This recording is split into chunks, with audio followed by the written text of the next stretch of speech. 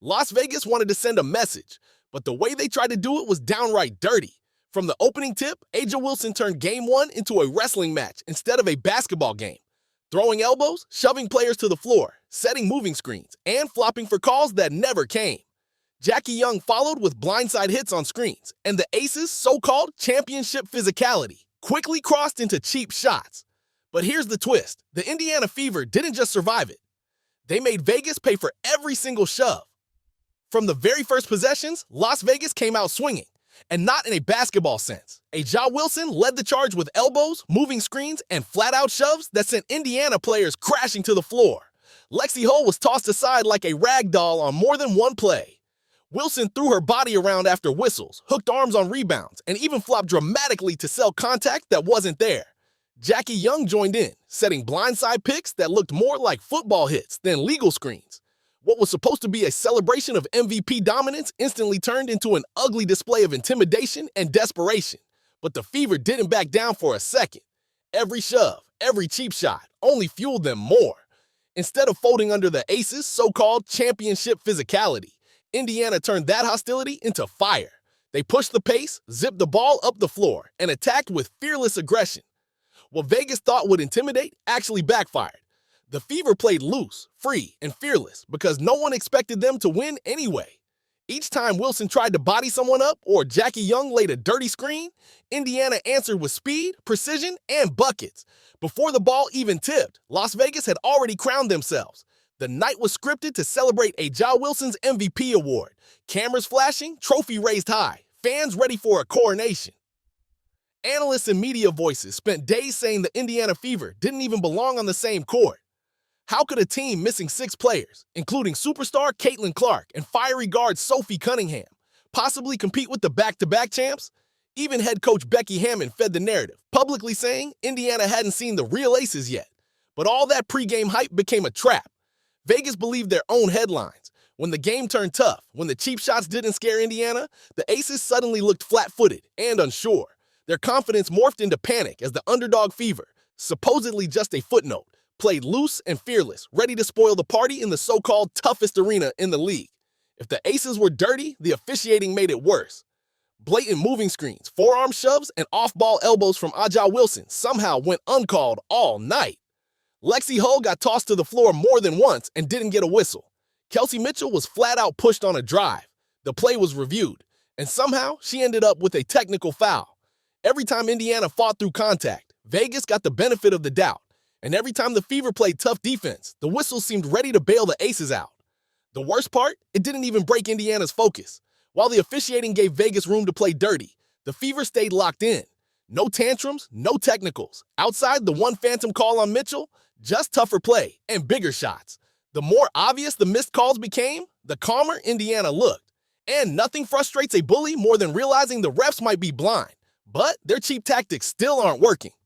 When the game got ugly, elbows flying, whistles swallowing calls, Kelsey Mitchell didn't just survive, she thrived.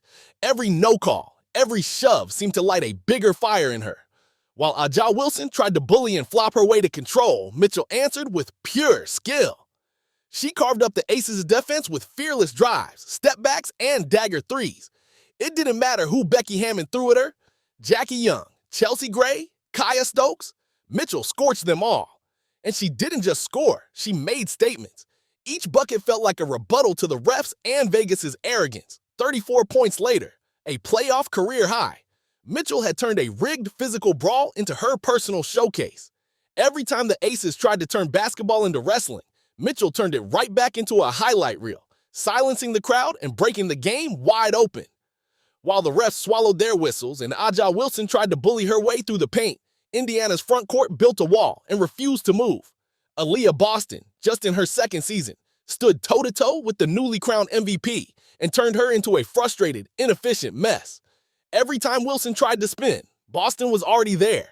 Every time she leaned in looking for a bailout call, Boston held ground without flinching. And when Wilson tried to flop for free throws, the Fever stayed disciplined, hands high, feet planted, no cheap fouls. It wasn't just Boston either.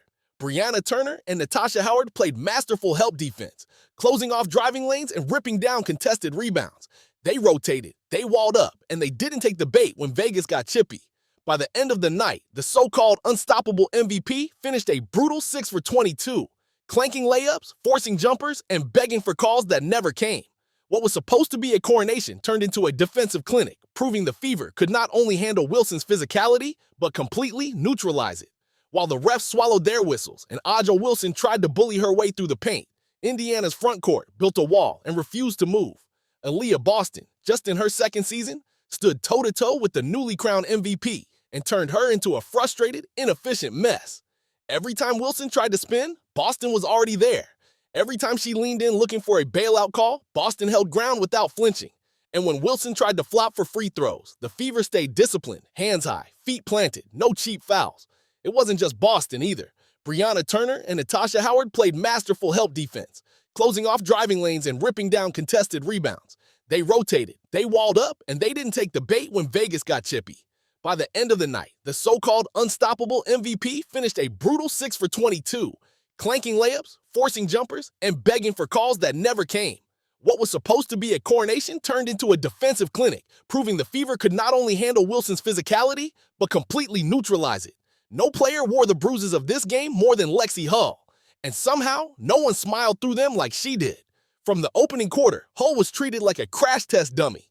Aaliyah Wilson sent her flying with elbows and shoves. Jackie Young buried her on blindside screens, and every time she fought through contact, the whistle stayed silent.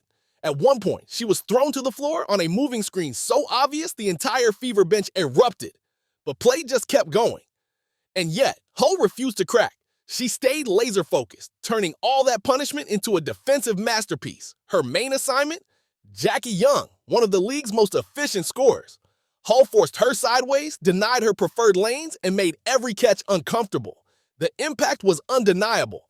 A plus 24 plus minus, the single best mark on either team, in a hostile playoff environment where she was constantly targeted. Hull didn't complain. She didn't retaliate. She just gritted her teeth, kept her hands clean, and made Vegas work for every single shot. In a game designed to rattle the Fever, Hull became the calmest, toughest player on the floor, and the Aces had no answer for her resilience. By the second half, the mighty Aces had lost their cool. Their championship poise vanished the moment Indiana refused to be bullied. Instead of running crisp offense, Vegas resorted to flopping, shoving after whistles, and jawing at refs, hoping someone would bail them out. You could feel the panic. Aaliyah Wilson waving her arms in frustration after another missed shot, Jackie Young barking for calls she wasn't getting, and Chelsea Gray forcing ugly contested jumpers. And when it was over, head coach Becky Hammon dodged the truth. Instead of acknowledging that Indiana's defense, especially Aaliyah Boston and the front court, locked an easy win, left looking rattled, angry, and exposed. Game 1 wasn't just an upset. It was a seismic warning shot. History says 72% of teams who steal the opener in a best-of-5 go on to win the series. But this isn't just about stats. It's about momentum. The Aces walked in expecting an easy sweep, got exposed on their home floor, and now face a fierce Indiana tougher. If Vegas doesn't find answers fast, this thing could be over in 4 games. With the defending champs sent home stunned, the dynasty everyone predicted might collapse under the weight of its own arrogance, and the shorthanded Fever could become the story of the playoffs. If you believe Indiana will finish the job and take down the Aces in just 4, drop a Fever in the comments right now, smash that like button, subscribe for every shocking playoff update, and turn on notifications so you don't miss the next chapter of this wild series. The champs are wobbling, and the underdogs are ready to end it.